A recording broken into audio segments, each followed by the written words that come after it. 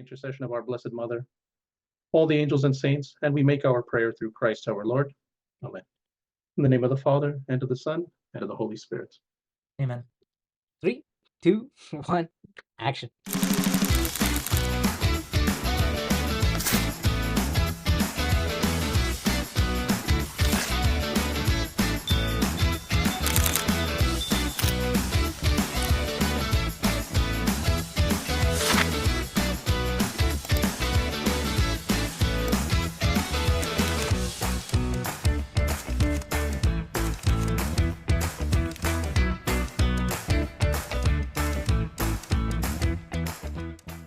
Good morning, good afternoon, good evening to another episode of Tea with Thomas. We're so glad you guys are here listening and watching us.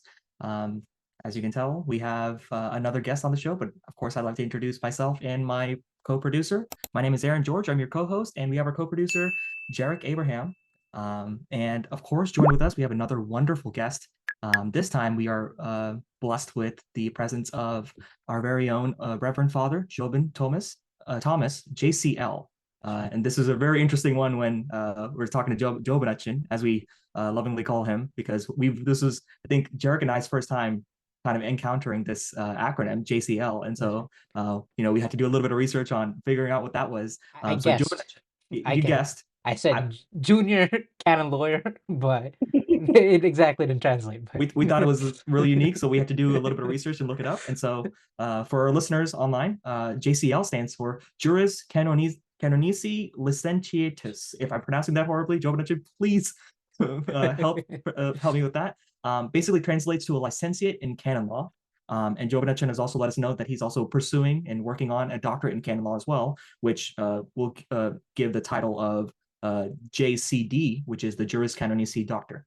But of course, Jobin never sits down in one place at any time. He's always running around doing something. So get ready, because he comes with a lot of different titles and different hats as well. So Jobin currently is, of course, he's the priest of the St. Thomas Malankara Catholic Church in London, Ontario, Canada. He's also secretary to the Curia of our eparchy. He's also the director of vocations, and also is the director of faith formation for the USA and Canada eparchy as well. He is the safe environment coordinator for our eparchy, and so that falls under the USCCB, and it focuses on the protection of our children and youth as well. Of course, so everything kind of ties in with some of the work that he does, especially in faith formation and for our children. And he also works as the eparchial representative on the God with Us Eastern Catholic Formation Board. So if I'm missing anything, Jobin, let me know. But yeah, let's give a warm welcome to Jobin. Okay. Jobin, thank you so much for being here. Thank you, Jeff. Thank you. It's a privilege and an honor for me to be here with you guys. I've seen Darius and through many other guests, been following along. So it's good to be here with you guys to talk about vocations. Yes. I mean, when we were focusing on this episode, and I know for our folks, you might be interested in figuring out what we're talking about. We're going to be focusing on especially the sacraments of the holy orders, but we're going to be focusing on the aspect of priesthood. And so we want to tie this a little bit on the aspect of vocations as well, and talk to someone, of course, who is in his priesthood currently and actively working in it as well. But I think, we'd be remiss if we kind of skipped over and didn't talk about Jobin himself. So Achin, can you talk a little bit about your background as well? Like how you grew up and kind of where you are now and what led you to actually, answering the call and becoming a priest? So I was born in Toronto, Canada, did all my studies through the Catholic schools here, and I studied IT management, specifically networking and security. So I did some of the basic things at that time. Now and then I like to still keep up with it. In fact, my doctorate thesis proposal is on artificial intelligence and its use in our tribunal. So how we could incorporate that and some of the general guidelines, because the church hasn't officially made any laws around its use yet, but there are some guidelines that we do have with new technology. So we're looking at how we can incorporate that into our church operation as a whole. That will take at least 3 or 4 years for me to complete. So you'll know when it's done. I'll send you a copy. You'll see the work that's been put in. It's as you know, it's something new that hasn't been done. So there's not a lot that the church has said on it yet, but there's enough for us to piece together how we can use it in different ministries of the church. Are you planning on making a model or anything like that? Is there neural networks and stuff like that? Or any plans on that? Or Maybe one for catechism. We'll see how Ooh, things work that'd be out. nice. Yeah. That'd be nice. Yeah, I've been able to work with Jobin a lot in the Faith Formation Board as well for Key. So definitely a lot of work that's being done in the background. And I know that we're definitely going to have Jobin when he has time as well to be talking about some of the work in a future episode. But I'm really glad you're here, Achin, Yeah. and be able to talk about some of these things. So yeah. When we started talking, I just remembered a story. I think it perfectly kind of leads us into the questions. I remember it was 2016 convention, and that I think that you were a deacon then, and I remember this was I think it was 2016. I could be wrong. Sorry, but we were coming back from mass, and I remember you had your albon and uh, your uroro, and I remember asking you, it's like, in my ultimate wisdom, I asked, "Is this it? Like, is this what you're gonna do?" Like, and then I remember you responding. It's like, "Yeah, I think so." Having spent, the 7, 8 years studying. It's an incredible process becoming a priest. Um, so can you tell us why is it necessary for us in this time in our faith? Why is it important for us to have a priest? First and foremost, all the sacraments that we receive, the Holy Mass, the Eucharist, it comes from the priest. If there's no priest, there's no Eucharist, there's no confession. Our access to the sacraments are closed, basically. So Christ himself told us to continue that saving work sacramentally until the end of time. So we look at the Last Supper, and he says, "Do this in memory of me," where he gives us that holy body and blood. He also tells us, "This is my body. This is the cup of the new covenant. Do this as often as you drink it in remembrance of me." And on Easter night or at Pentecost, he gave the divine authority. Receive the Holy Spirit. If you forgive the sins of any, they are forgiven. If you retain the sins of any, they are retained. So at the heart of the Catholic faith is a striking truth. Christ didn't leave us with just a book alone. He left us with a sacramentally structured church. So through the sacrament of holy orders, a man is configured to Christ, the high priest, so that he can act in persona Christi Capatis, that is, in the person of the Christ head. And that is for the sanctification of God's people above and all through the Eucharist and the forgiveness of sins. So priests are essential for that shepherding of souls entrusted to Christ, to the apostles, and to their successors. Yeah, no, it's a beautiful answer. I think you also kind of spoke a little bit on the essence of what the priesthood is, right? It's that institution and that continuing of that mission as well, that Christ instituted to us, and it's a beautiful thing to really carry on that mission as well, and to also answer that calling. And so we thank you, Achin, as well to answer that calling, not just for the greater church, but especially to us as the youth as well, and continuing to engage with us. I do want to ask a little bit in kind of understanding then, right, when we talk about the priesthood, can you speak a little on then the differences between when we talk about priesthood, and especially in the term of priest, but then kind of differentiating that between deacons, of course, in terms of like, is that the process that we get to becoming a priest, and then as well as after that, like in what a bishop is? Like, can we get some kind of differentiation there and shed some light on that? So a bishop is a person who has the fullness of the sacrament of holy orders. So they are the successors of the apostles. So they have a chain link back. So if you look back at the bishops, they all connect to one of the apostles, who are, of course, connected to Christ, hence that apostolic succession, right? So the bishops are the one who can ordain, they're the ones who confirm, they're the ones who govern the church. As a priest, we share in the bishop's work, but in a subordinate way. We are there to help the bishop. We celebrate the Eucharist, we absolve sins, we do baptisms and things like that, but we cannot ordain. Right? So only the bishop has the power to ordain deacon, priest.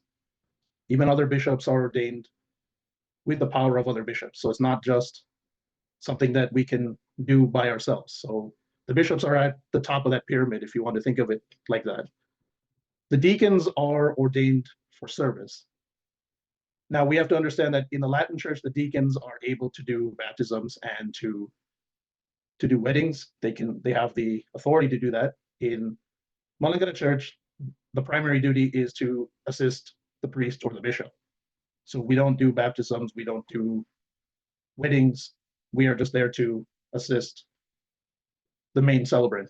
But we do have the power to preach with proper permissions and to distribute the Holy Eucharist. Yeah. No, That's beautiful.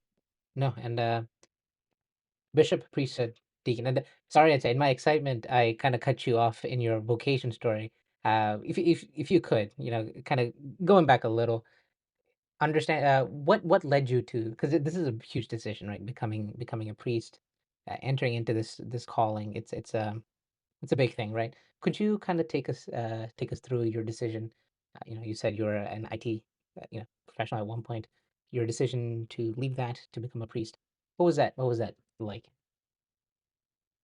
For me, I've known that I wanted to be a priest since I was 5, maybe 6. Very young, it was obvious. Then life kind of took over, plans changed. So by about 11th or 12th grade, I think I told my parents, it's like, because they've known for years that that's what I wanted to do. And I told them, it's like, I don't think this is the place for me. I don't think I have that ability to carry out that work. And they were like, that's not a problem. Whatever you do, just make sure you pray about it and make that decision. So that's when I made the decision to study IT. I figured that would be the next best place for me. It's something that I'm interested in. I like technology, and it's something that I could see myself doing. Once I got into second year of the program, then this call came stronger again. Just a voice that it's not going away, it's just getting louder. And that's when I decided to really do another deep dive into this. Okay, is this something that I'm meant to do? So I met with our Atsan here at the time, Terian Mambrogori Atsan. I told him, I said, listen, I have these ideas, these kind of signals that I seem to be getting of where I'm supposed to go, but how do I know that that's where I'm supposed to go? So he led me through the process. He also helped connect me to some of the people in the Archdiocese of Toronto. So I went for their, what they call the come and see weekend to the seminary, where you spend a weekend there to see a life of the seminarian. What does it look like? Including the rooms, like you're living in the same rooms as the seminarian, everything, how they're going to the chapel, how often they're praying, all of these things are literally come and see, as they titled it. So when I went there, it's like it made a little bit more sense that this is probably the path I need to go. So that's when we took the next step and we talked to Thomas Dirumeni, who was in New York at the time. At the same time, Baba Dirumeni actually happened to be there. So I spoke to both of them. Oh, wow. I would like to do this. And, at the time I was ready to drop the program because I'm like, yeah, I'm certain this is what I want to do. So I don't need to continue this program anymore. We can go to the seminary. Baba Dirumeni was the one who actually said, go and finish your studies. After you're done your studies, if you still feel the same way, come back and talk to us. And he encouraged me to finish the studies because he says the church can always use higher education. It's never a waste. All of our priests have multiple interests. Jerry Hudson did youth ministry. He just completed his doctorate. That's right. I'm doing canon law, which is more of the administrative side of things. Michael Hudson has the family. So each of us have something that is a specialization that can be used for the greater good of the church. Even some of the technical skills that I thought I wouldn't be able to use, I've been using it for the eparchy for some time now, so working with the website and things like that. So after Bible Theodomy told me that on the ride back to Toronto, I was a little disappointed, to be honest, because that's not exactly the answer you were thinking. Here you are with a guy ready to join the seminary, and they're like, wait, no, go back and think. Yeah, you wanted to answer the call. Yeah. So I did what he said, though. Like every step of the way, we would continually pray about it. And then right after I was done, I called back again and said, yes, I am sure this is what I want to do. How are we going to go about this? What's the next step? So then we began to think about different seminary options. Where's the best place that I can study? How am I going to be able to learn the Malankara things that I need to know to serve the people? And so at that time, we decided that I would study at St. Philip Seminary in downtown Toronto, the same place where Brother Christopher went. So I did 4 years of philosophy there because I never took a philosophy course in my life. I was focused on tech. So everything I did, all my electives were all somehow related to computers or business.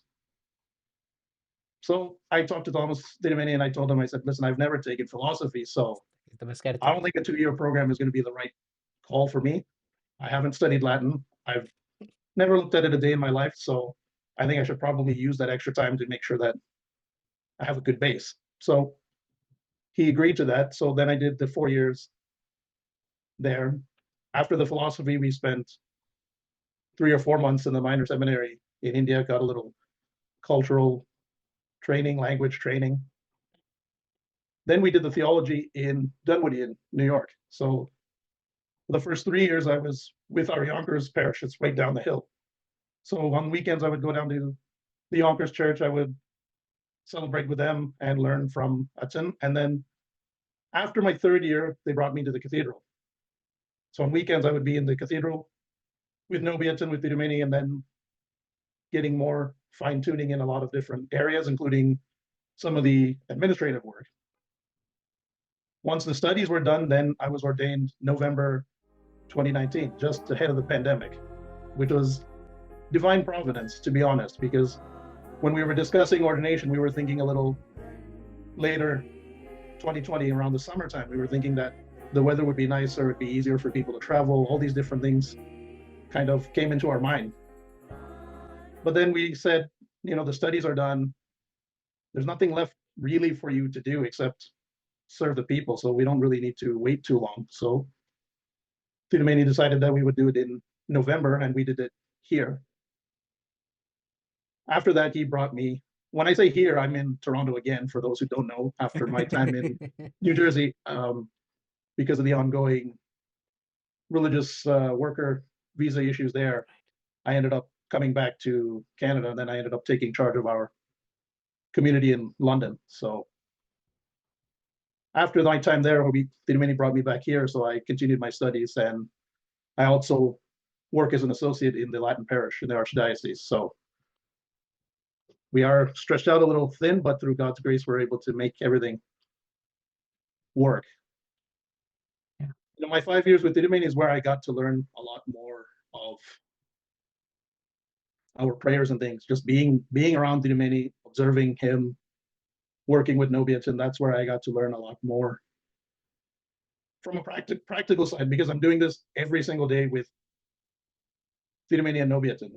In the seminary, they're studying, which is the same everywhere across the world, scriptural studies and things like that. But the specific Malankara things you can only do with Malankara people. So being with Theodomini and Nobiatan allowed me to learn a lot more. My diaconate training in St. John's Cathedral in Tiruvilla helped me to learn some of the music. So I was able to manage it. I can pretty well manage these things. There's still some challenges with the languages, as you can imagine, but through God's grace, we have a decent handle on things. No, it's beautifully said, because I had a chance to watch your ordination at First Mass. It was on YouTube, so I was like, I was able to watch it. It was actually very well done. So, and also congratulations on the new altar at London. I heard Yes. it looks very beautiful. We were able to kind of go through the website and see the images and things like that. It's a beautiful altar. Ajahn, is it a new altar or new church? They purchased the church a couple of years ago. We did the complete sanctuary renovation. So Awesome. It was Amazing. a Presbyterian church at the time, so we completely Okay. remodeled the altar to what it is now. So we have Right. 3 altars and the nice images, everything. So Right. traditional No, Malankara church is now set up there. absolutely. Wonderful. Yeah, Yeah. we can't wait to come visit one day. We Most gotta. welcome anytime. Yeah, awesome. Very good. Yeah. And I mean, you talked about your training, right? And speaking of training and being a priest, let's take it all the way back to the Old Testament. Uh, there's can you speak on a little bit of the background about in the Old Testament in regards to priesthood? Like, we have references to Melchizedek and Aaron, right? Could you kind of go into that and explain that a little bit? Yeah, we'll start right at Genesis itself with Melchizedek. Sure. King Melchizedek of Salem brought out bread and wine. He was the priest of God Most High. That's what Genesis 14 tells us. Psalms 110, verse 4 talks about the Messiah. You are a priest forever, according to the order of Melchizedek. These should sound familiar to us because, especially in our liturgy, we emphasize this a lot. We do. Even in our preparatory service, the service of Melchizedek, the service of Aaron. So this should be something familiar to us. In Hebrews chapter 5, 8, and 9, it explains that Christ's priesthood is eternal and superior to that of Aaron's. Every high priest chosen from among mortals is put in charge of things pertaining to God on their behalf, to offer gifts and sacrifices for sins. You are a priest forever, according to the order of Melchizedek. So that was from chapter 5. Chapter 8 talks about Christ. We have such a high priest, one who is seated at the right hand of the throne of the majesty in the heavens, a minister in the sanctuary and the true tent. Jesus has now obtained a more excellent ministry. And then chapter 9, Christ offered himself without blemish to God. He is the mediator of a new covenant. He has appeared once for all at the end of the age to remove sin by the sacrifice of himself. So this is not something that was just made up by men. As we see, there is a scriptural basis for Mass, for the offerings of bread and wine and incense. These are all things that are recalling the words of the Holy Scripture, and we do that at every Mass. Every Mass, we are recalling that great gift, the one who is without sin, offered for our sake, the one who was crucified. One of the beauties of our liturgy is that we are always bringing that to our conscience, realizing how much God sacrificed. He made that for his people. The dying on the cross, the offering of his precious body and blood, it is for his people, to save his people from their sins. That doesn't mean we have a get out of jail free card. Obviously, we need to live that holy life that he's calling us to. But that means God has made it in a way that we can be holy. This is not some impossible task. Difficult, yes, but it's not impossible. We have Carlo Acutis, I believe, the newest, one of the newest saints, somebody from this time and age that people can relate to even more as another example of the possibilities. We cannot say, I will never achieve holiness or sainthood, right? The examples are there. Holy Mass is the center of that. That's what grounds us. Right? The church speaks of the Eucharist as the source and summit. That's where we draw our power from that Holy Eucharist. And our mission is to go out and spread that gospel to the entire world. So in the Latin liturgy, for example, it says, go forth, the Mass has ended. It doesn't mean that your work stops at the church. What that means is you are now going out into the world, and it's your job to bring this message to the people. You are the ones in the schools. You are the ones in the hospitals. You are the ones in the world. So you have to do your share, right? The priests are the ones in the church, but we are not in the workplaces. Right? That's where the people come in. The people have to take that message, live that life, and bring that light to other people. So it's a common ministry that we all share when we're talking about bringing Christ to all people. it's that priesthood in that we receive in our baptisms, right? No, it's beautifully said. Beautifully said. Yeah, yeah. I think Achin, you also connected, right? Like we kind of proposed a question in terms of like the Old Testament, but then you also connected to the New Testament as well, and kind of brought that together, right? Especially when we talk about Christ and Christ's role, right, as one true king, priest, and prophet. But especially in the role of priest, right? Him doing the or offering himself as sacrifice, right? And we see that reflected in priests who currently offer sacrifice for the people. And at the same time, we see it reflected in the way that priests, right, when they have a quote unquote like role model of who they should ultimately aim when they try and fulfill their, you know, their office of priesthood. And it's a very beautiful thing to be able to tie that to Christ. And I know that we're going to be really talking about the roles and responsibilities a little bit later as well. But before we get to that section, I really do want to tie back to really understanding the order itself. We've talked a little bit on the background of the biblical side, but I think it's also interesting for our listeners and our viewers to kind of understand a little bit of what the tradition entails. And for us, some of that traditions kind of also comes in the visual side, and that specific visual side is more on especially what we see what priests wear, so their vestments. And so we have a couple of different key garments that we want to kind of go and run by you, Achin. So if you would be able to kind of share with us what some of these kind of signify and what they have. And of course, we'll show some visuals as well as we kind of go along with this to our audience. But specifically, can we talk a little on starting off the tunic, right? The cutino. Can you explain what that signifies or what that represents? So that's the white vestment that's worn beneath the coat. So it represents purity and the sacrifice of the priest. And it serves as a reminder to the ordained clergy to uphold the true faith and to lead a spiritually pure life in both belief and behavior. Oh, wow. Okay. Yeah.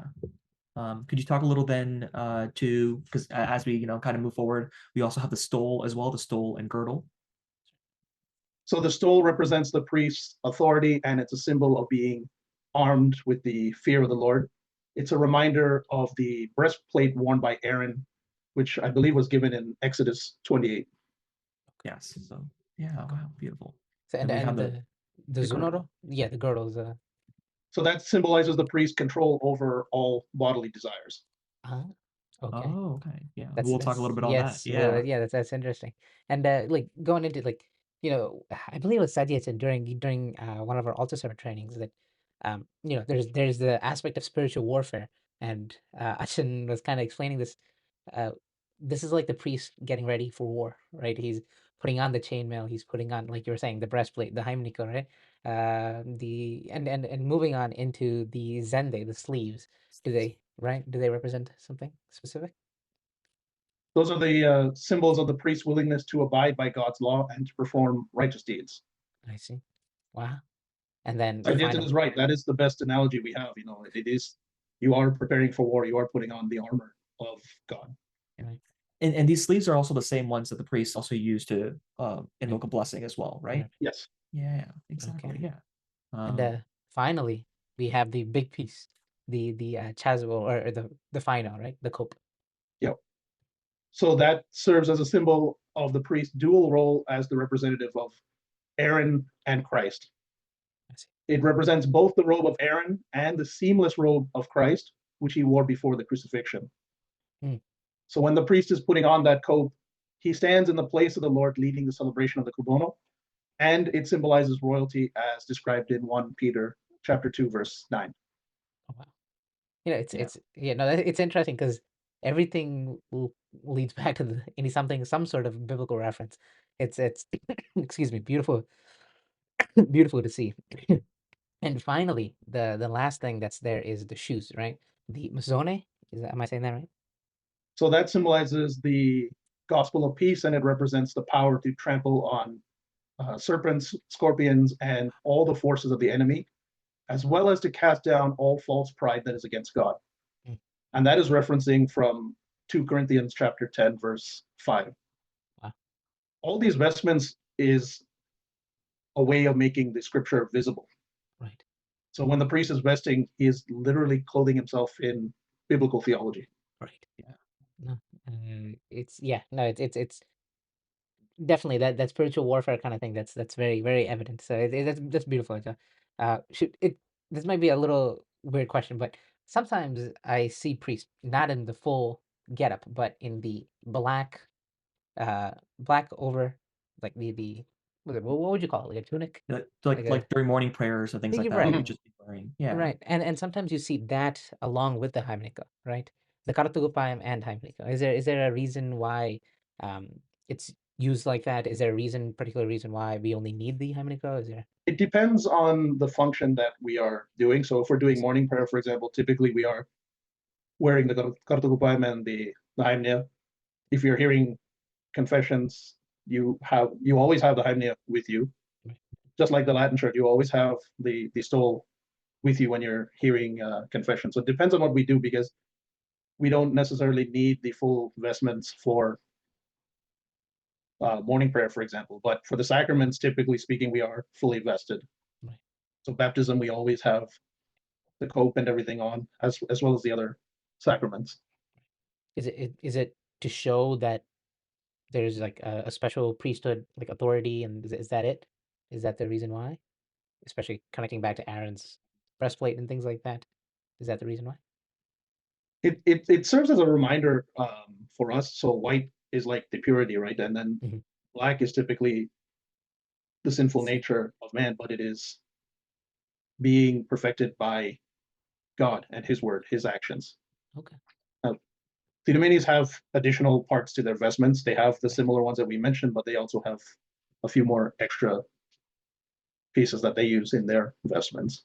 That's right. Yeah. We will be talking about it in our bishops episode that'll be coming after this one. So we have the Masnafto and the Patrocine. So yeah, no, it's pretty cool. There's a lot of, again, biblical reasoning for all these things, right? Actually, you touched a little bit on this, the stole that the Latin priests often have, or do have during confession and things like that. Could you maybe like compare between the Latin vestments and the Eastern Rite vestments? Um, any like any apostolic continuity and things like that? Is there any sort of imagery that is used in both, or that is different that you can think of? The major difference is that Eastern Catholic vestments tend to be more elaborate in terms of its design. The Latin ones can be elaborate, but they are much more simpler. So typically, for a Sunday Mass, we would have the white alb, then we would put on the stole, and then we would put on the cope, and that would be the extent of the vestments. But it is still the same reminder of the work that we are doing. So they also have a set of prayers that they recite before they put on each vestment, as do we. Each piece that we take, there is a prayer that is said before we put it on. Yeah. That's why you see that we always take a little bit of time. We don't just go in there and throw it on like a t-shirt and run out somewhere. We always need a few minutes to take the prayer. So you would notice that the servers holding each piece, they would hold the belt, they would hold the cope. Mhm. So all these things, we're saying that prayer, we are vesting ourselves, preparing ourselves for the work that we're going to do, whether it's Crubono or one of the other sacraments. We are getting ourselves prepared to offer that celebration as best as we can and in a pure and holy manner. Yeah, absolutely. I think you were really able to really share to our audience like the importance of like when we go and we celebrate Kurbono with Achins, right? Like wherever you guys are. I think it's important for our listeners to really understand what you're looking at, right? I think sometimes it's really hard to just like actually focus in on what's happening around you. But I think the next time our listeners actually go in, like pay attention to the details of what the priest is wearing, right? What the bishop is wearing, whoever's celebrating that mass with, like understand the meanings behind it. And I hope that it helps give a little bit more reverence and a little bit more faith and focus to what we're doing, right? What we're praying. Like Achin said, right? The importance of each of those items, but at the same time, understanding what they're for, right? They're for the glory of God. They're for putting our mind towards our faith and understanding, that like all of these things point to Christ and point to God and have that biblical reference and that tie. And, as we offer ourselves in our sinful nature to God, be able to kind of reflect that, just as how these vestments reflect it. Hopefully we're able to reflect to the people around us through our own lives on our faith as well. So yeah, beautiful, Ajahn. Thank you. I do wanted to ask as well another thing that I do see in both the Latin rite as well as our Malankara rite as well, which is I see in different seasons, right? Achimade as well as like our Latin rite priests as well. They'll wear different colors depending on seasons. Can you speak a little on kind of like is it just a seasonal thing? Is there like specific like celebrations or feasts that certain colors are worn? We do have something like that in the Malankara Church? Can you shed a little bit light on that? Malankara Church, we have a little bit more leeway. The Latin Church is rather strict in the vestments that are used. So depending on the liturgical season or the time the vestments is used. So when you hear the phrase ordinary time in the Latin Church, for example, it's always green vestments. Mm.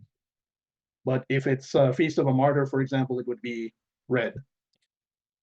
Then for certain feasts like Christmas, it would be white. Mm-hmm. During Advent, it would be purple. So depending on the season, there's a particular color that the Latin Church says that this is what the celebrant is wearing. Yeah. Not just the celebrant, the altar server's belt that they're using, the rope that they use to tie around their vestment is the same color that the priest is using. It's supposed to be the same color. Oh, wow. Did not know that. Wow. Yeah, that is a very We have a little bit more leeway in that we're not as strict saying that you must wear green or you must wear blue. Typically it's usually the choice of the celebrant. Now there are certain occasions like Palm Sunday or other occasions where we would wear red or something else, but generally speaking, we have a little freedom in the colors that we're using. Yeah. No. I remember like altar serving. You watch Achans go through the kappa collection and go, all right, what day is it today? Oh, oh, we're celebrating Christmas. Let's do red and green. That one. So Yeah. no, it's Mhm. it's cool to see our the Latin our Latin brothers and sisters having that, and sometimes I see that we're here especially kind of influenced in that, where our priest who may also be serving at Latin churches not necessarily wear it in that order of, oh, this is the ordinary time, so we're gonna wear green, nothing like that, but more of, oh, like you said, during Holy Week and Palm Sunday, things like purple or red and things like that. Like, so I kind of see that, so that's pretty cool. Yeah. One Go ahead. no, Yeah. no. One thing I wish the altar servers could switch the colors on the belt for us as well. Oh, That man, that would have been pretty honestly, cool. that would be pretty cool. I don't think that's going to happen, but you can ask bishops when you talk to them. Absolutely. Ajahn, thank you for that. I think it's a good time for us to move on as well. And as we focus, and I know we've been kind of alluding to this as well, where we kind of talk about the responsibilities, but specifically as we talk about the vows and commitments of priesthood. And so for our audience, if our audience doesn't know, there are there's these three primary vows that priests take. And those reflect on the ideas of chastity, poverty, and obedience. And can you Ajahn, right, as kind of a little of a taste, the beginning, can you shed a little bit of light on what these vows of chastity, poverty, and obedience mean to a priest? So those are done to configure the priest to Christ, freeing him for total service to the church as a co-worker with the bishop. So this is in a couple of the documents of the church, Presbyterium Ordinis, paragraph 16, and Pastoral Davos Vobis 29 talk about this in more details. But simply put, it is to make us aligned closer to Christ and allowing us to be free to serve the entire church. Right. So when we talk about celibacy, for example, before I explain that, there are two different types of canon law. There's one for the Eastern Church and one for the Latin Church. So because there are some differences in how we administer the church, how we celebrate sacraments and other things. So we have two separate codes. There are some things that are universal law for the entire church, regardless of which rite you belong to. And then there are particular laws that belong to the particular church. So with celibacy, I'm going to give you what the Latin code says It's Canon 277. Clerics are obliged to observe perfect and perpetual continence for the sake of the kingdom of heaven, and therefore are bound to celibacy, which is a special gift of God, by which sacred ministers can adhere more easily to Christ with an undivided heart, and are able to dedicate themselves more freely to the service of God and humanity. So Vatican II calls this a sign and a stimulus for pastoral charity, a source of spiritual fruitfulness that lets the priest cling to Christ undividedly. Now, we also have to make a distinction here as well, because not all the churches are bound by that. There are married clergy. So in the Eastern Church, some of the rites do have married clergy. Malankara Church does not have that, but that is a tradition that could be changed if the Synod of Bishops think that it's necessary. It could be changed. As of right now, they have not opted for that decision, so we follow that Latin practice of celibacy. And even in the Orthodox Church, for example, married clergy are those before diaconate. So bishops are chosen from celibates or monks, which shows the same theological esteem for that total gift. Exactly. Yeah. Yeah, we talked about the Ramban Bhattam and then go into priesthood and things like that. So it is pretty cool. And even biblically, we kind of see this eunuch for heaven's sake, right? There's like that kind of wording, and I believe it was 1 Corinthians 7, verse 32, and I believe it goes, I want you to be free from anxieties. The unmarried man is anxious about the affairs of the Lord, how to please the Lord, but the married man is anxious about the affairs of the world, how to please his wife. So there is, and the other one was Matthew 19, I believe. There's this, I believe so, yes. right? So there's this understanding of uh, keeping yourself focused for the Lord, right? So especially, obviously, being married, you have responsibilities to your wife, right? Um, Not to say that it is not possible for you to do, but as a unmarried priest, I would understand, and it would make sense that your sole focus becomes that the church, right? And I've also heard this, understanding of being a father. This allows, the chastity allows for you to become this father to everyone, right? So you the church becomes your family, and being able to take care of them as from a father like perspective. So it is a pretty cool wow to have in the priesthood, and it's interesting how we have adapted that from the Latin Church. So yeah. Yeah. Great words. Achin, can you then now speak into the aspect of obedience? Or no, let's go back. Let's go to poverty next. So the vow of poverty. I feel like this is something that is almost universal to both Latin Rite as well as Malankara and throughout all the Eastern churches as well. Is that correct? Yeah, so priests embrace the detachment from worldly goods to focus on the kingdom. So it's a reflection of being a total self-gift like Christ, who became poor for us. Now, as a diocesan priest, it's different than a religious priest. A religious priest or a religious sister, for example, their poverty is different. It's more communal, right? Everything goes into the community accounts, and the community is sharing the resources and things like that. Whereas a diocesan priest, for example, there are certain things that I am able to do, like my car is my car, for example, right? Whereas in some religious communities, the car belongs to the community. It's not an individual's car. You can't say my car is our community's car. I'm using this car for ministry or whatever the purpose is, but it is the community's vehicle. Whereas in the diocesan one, for example, like that is your own personal mode of transportation. That's Jobin's car. Yep. Yeah. But the principle still exists that you are detaching yourself from worldly goods. You're not chasing material things, right? Like the Holy Father reminds us, the car that you drive, for example, should be a very simple one. You don't need to go and get everything with all the bells and whistles. You just need a simple car that gets you from A to B and to do your ministry. That's all. So you are a little bit more prudent in how you spend the money as well, because first of all, it's not an abundance. And second of all, you don't need to get all of those things, right? So you are more disciplined in the things that you have. Yeah, no, So- I think you talk on the aspect of like, what you receive, especially in your position as well. It's on the aspect of understanding that the gifts that's being received is for the church, it's for your community. So we shouldn't be thinking about this in the strict sense of like, oh, uchins and priests should have zero in their bank account, because that's not what we mean by poverty here. What we mean by poverty is on the focus of understanding where this material value and growth is for the church, it's for the mission, it's for the community. That's the importance there to be focusing on. Yeah, it's not zero, and even canon law would say it itself, it is for the basic sustenance or maintenance of the priest. Yeah. It obviously is not going to give you a dollar amount, because that changes in every time and age. Exactly. $10 50 years ago is not the same as today. So obviously there's going to be a difference, but it says the basic principle is that it is for the basic sustenance of the priest. So Yeah.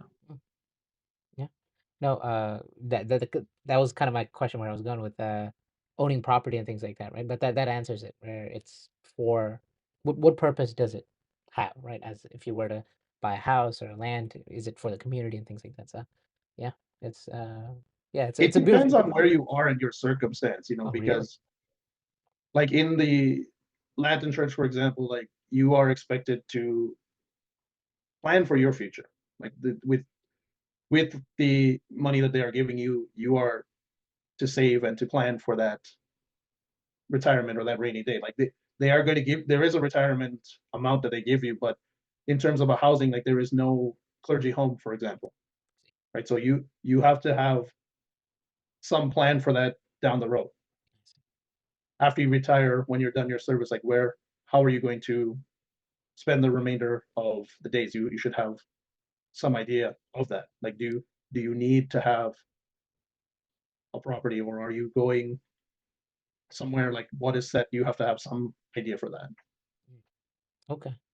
So there's like a sense of autonomy in this sense as well, that I think our listeners are kind of understanding here, where, like priests, as Achin talked about, like diocesan priests, like where they kind of are, I wouldn't say challenged, but like are given the responsibility, right, of, also getting that income and handling their day-to-day finances, and at the same time being able to plan for their futures, while also doing all of that planning for the mission of the church. Yeah, so it's a responsible planning, right? You're doing the prudent thing with the gifts that you have been given from the people of God. So yeah. Yeah, no, and thank you, John. And the third and final of the vows, obedience, right? What does that entail? What does that mean? so that's like mirroring Jesus' obedience to the Father, even unto death. And it's to ensure the priest's mission aligns with the church's shepherd. So again, referencing canon law, it would say clerics are bound by special obligation to show reverence and obedience to the supreme pontiff and their own ordinary. Mm. So if you look at the priesthood ordination, we are saying that we are going to be obedient to the Holy Father, to the head and father of our church, and to our eparchial bishop. The Syro-Malankara It is Catholic not the Church. person, it is the And office, right? So even if the head person and changes, father of this church, your moral obedience is modes pledged to that Cardinal Jobin, office the and Catholic whoever Church, is occupying and it at to that time. me, It doesn't whoever end the with head of a this retirement or department. change in the person. It continues throughout your ministry. Okay. So Yeah. so my question is, can you ever say no to a bishop, or say go against something that is being said? You could say no. There are repercussions for that, depending again on the circumstance too. But I mean, in all seriousness, like if they are telling you something that is extremely bizarre and against your conscience, then of course you are obligated to say no. Now, as the bishop of the church, they're not going to ask you anything crazy. They may ask you to take on some assignments, and Right. out of that reverence and obedience, you should do it. You can say no, like, but again, it depends on the circumstances. Like you can say no, but your ultimate thought should be the church. Right. Is this going to be for the good of the church? Because the bishop is not asking you to take this on because they thought that you need more work. This is a need of the church, so they're coming to you saying, can you take this on? We need somebody to help with this mission that is important to our church. Yeah, And I think when Jarek and I were thinking about this, and thinking about like what question to exactly ask in terms of understanding the concept of obedience, we were thinking about like these scenarios. But I think Achin, you kind of summarized it there and go like, hey, stop trying to figure out the loophole here, Aaron and Jarek, because at the end of it, like it's correct, right? Like right. like you said, in the seriousness of it, you're being tasked in all of these vows, right, to focus on the aspect of the greater mission, and especially when we think about the concept of obedience, like you said, it's not to one person, it's to the office, it's to understanding, and like we said, as we've started from the beginning, on this whole journey of the holy orders, and as we're talking about priesthood, right, this is a part of the hierarchy as well, and so there's value and responsibility and understanding what it means to be a priest and what it means when you're fulfilling your duty and fulfilling the vow of obedience as well. So, yeah. And actually, you made this connection where Christ says, the Son says to the Father, "Not my will, but yours," right? And when the priest takes this vow, it's the same thing there, right? That's a beautiful thought, especially when Christ is having this he's wrestling with this idea in the Garden of Gethsemane. Even then, he says, "Not my will, but yours." So that is often. I mean, thinking back to your vocation story, and then back to this as well, right? It's a constant yes, even through difficult times, even through tough decisions. It's a constant yes to listen to that, or to listen to that calling, right? So it's a beautiful thing. Yeah, I do have to ask, as we're talking about these vows, we know like in our current world and in the society that we face, right? This isn't an easy ask to priests to be able to follow these vows, right? We know that there's so many temptations and so many challenges that they face. So how do priests really keep these vows, right, in a world focused on things like lust and consumerism, just the overall selfishness, right? How are they able to focus on these vows? So first and foremost is your prayer life. You have to be grounded in that prayer life, doing your daily prayers, celebrating mass. You also need to have a good support system of brother priests and bishop. It's a familial relationship that we share. Our concerns are best understood by other priests and bishops. Right? It's the same in a family life. If you want to understand the dynamic of married life, for example, another married couple is able to better relate to that day-to-day struggle. Yeah.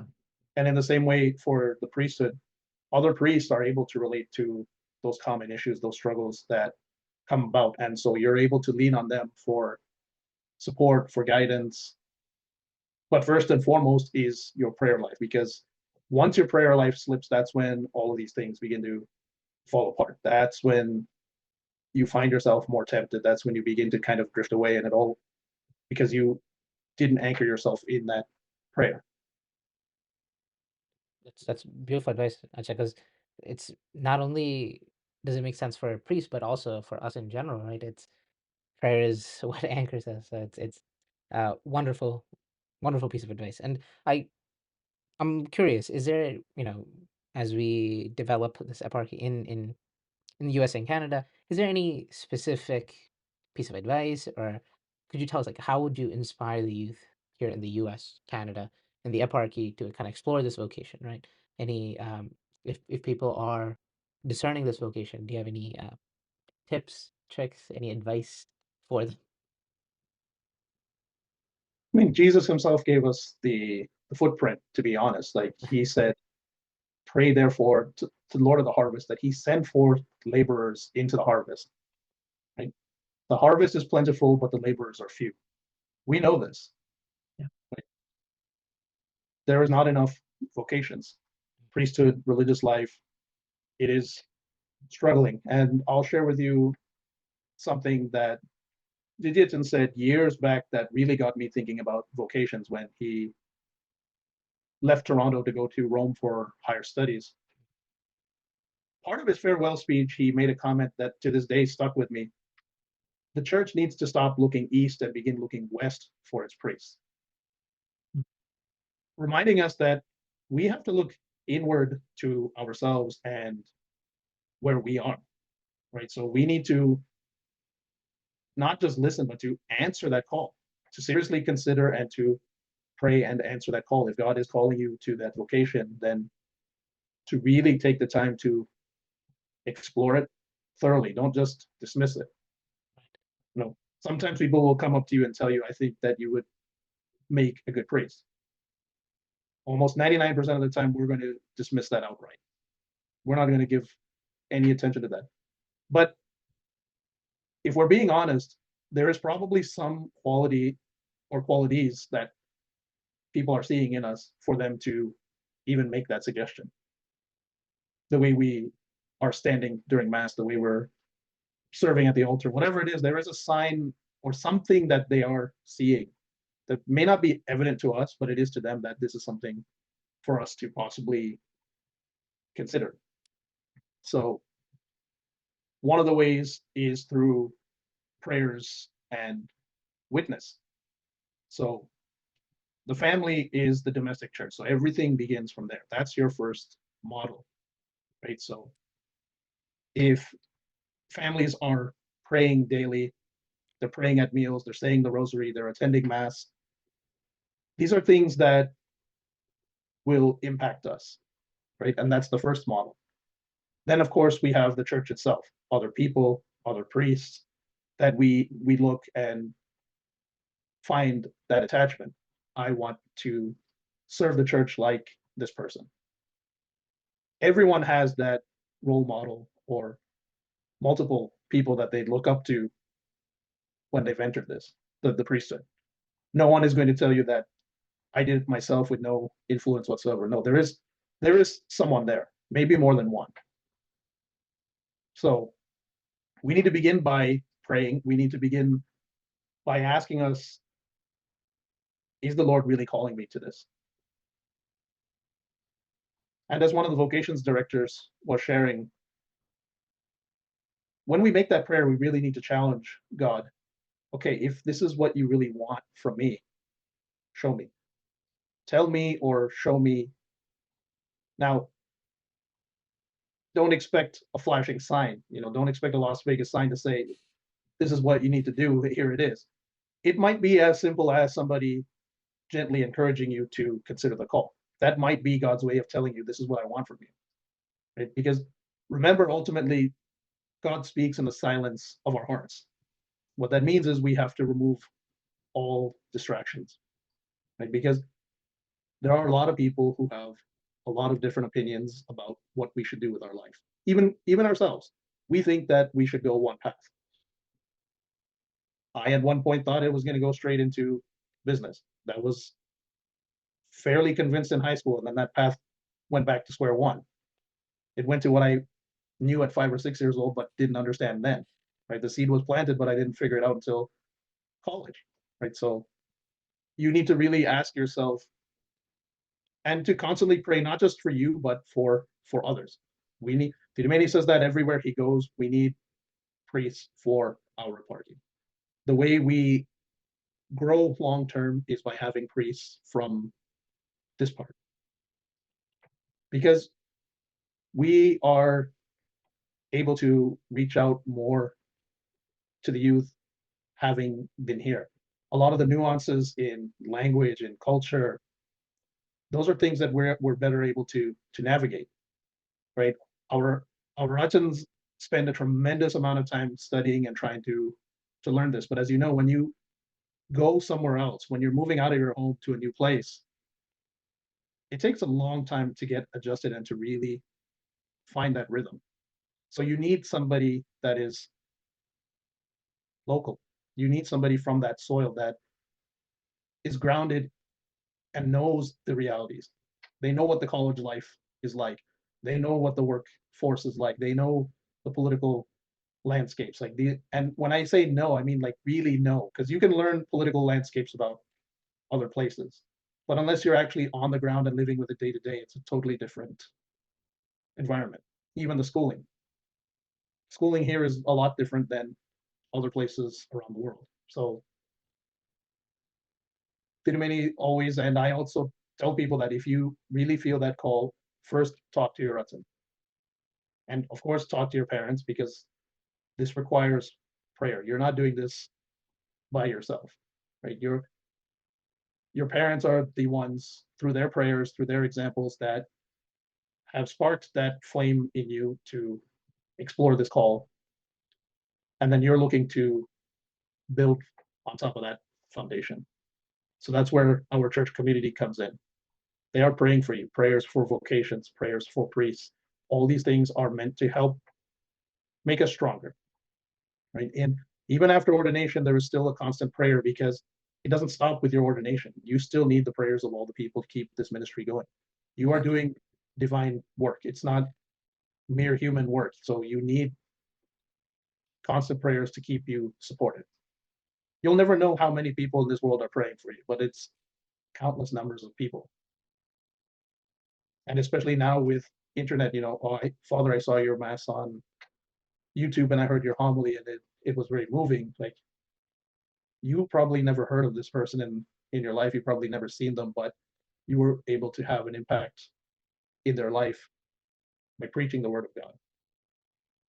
I had that experience recently. I was at a Couples for Christ conference. I gave them a little biblical preaching online, and a few days later, I got a few messages at the parish office here from people. Oh, Father's talk was very inspiring. Is there a recording? Is there any text? Like, these are people that I met online. Like, I got an invitation from the local officer here. I said yes. And then I don't know who these people are online, but whatever it was, they were divinely inspired. So we need to remember that everything begins with that prayer and that deep quest. Think about how you selected a major when you go to college. The amount of time and effort you're looking. Do my skills line up? Does this college fit for me? Same thing. What do I have that I can offer the church? How can I improve or offer that in service of our party? If I am called to be a priest, don't look at the time of studies. That's a time for us of formation and discipline, and in a lot of ways purification. Because seminary life is a very disciplined, regimented lifestyle. Everything is given to you. You wake up at this time, you go to the chapel at these times, you attend class at these times, meals at these times. All of these things are structured, but it's designed so that when you get out into the real world, you're able to withstand it. Because what you do in the school is not the same as the real world. Right? Our lunchtime, for example, is not going to be 12:30, 1 o'clock at parish. You might have a meeting. You might have somebody come in for a confession. So your lunch is going to be like 3 in the afternoon. But you still need to draw on that experience of seminary to be able to know how you're doing this, why you're doing this. Priesthood is not a career ladder. Honestly, it's a breathtaking adventure, because it's a total self-gift of yourself to Christ and to his people. And to be able to do that, you need to be rooted in the scripture's call to follow him in a radical way. So anybody who is thinking about that in our party, seriously do consider that. You can reach out to me. I am the vocations director, so I can guide you through the process. Tirumeni is more than happy to talk to you. In fact, I would encourage you to spend weekend with Tirumeni at our bishop's house. See what life is like there. Join Tirumeni for the prayers. Join him for Holy Mass and really see for yourself. Tirumeni and Nathan would be more than happy to have people there, and you can really get that added sense. Is this for me? Not can I do it, but is it for me? Can I do it? God has called you. He'll give you the tools.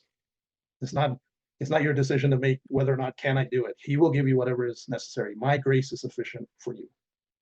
So it's just a matter of really being able to see and making that critical assessment. Because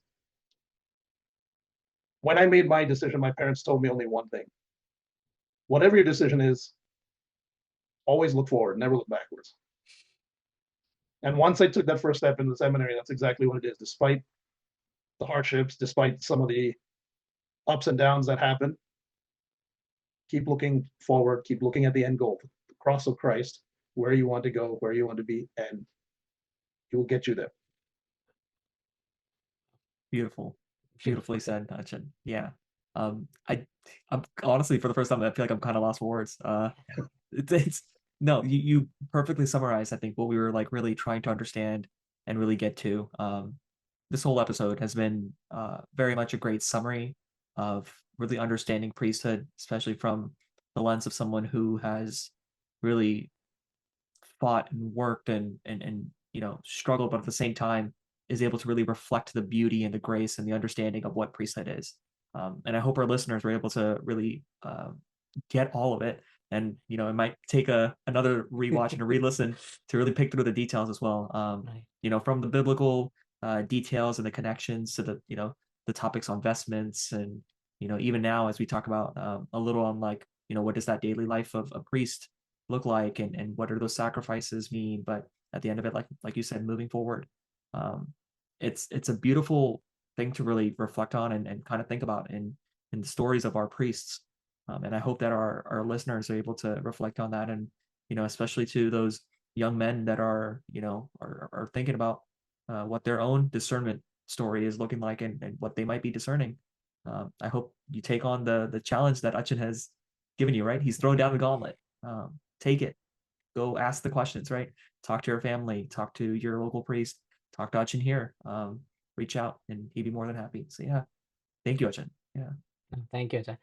Thank you for coming to coming to TWT Thomas for this episode. But more than that, thank you so much for answering your call, right?